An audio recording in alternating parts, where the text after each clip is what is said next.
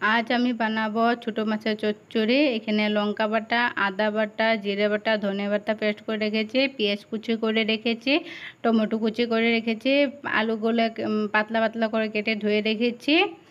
আর ওপাশের ছোটো মাছগুলো ভালো করে ভেজে নিয়েছি।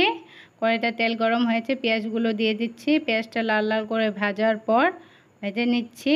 তারপরে দিয়ে দেবো টমেটো কুচি দিয়ে ভালো করে ভেজে মশলা বাটাগুলো দিয়ে দিচ্ছি।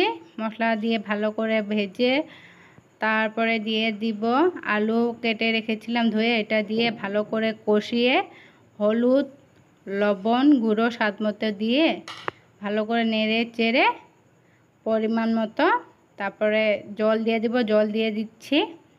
জলটা ফোটার পর মাছগুলো দিয়ে দিচ্ছি। আর দেখো ভালো করে জলটা ফুটে গেছে, মাছগুলো দিয়ে দিচ্ছি। মাছটা দিয়ে অল্প সময় রেখে ঢেলে নেব। আমার রেডি সবজি। ভালো লাগলে লাইক কমেন্ট শেয়ার করবো। অনেক স্বাদ হয়েছে বন্ধুরা।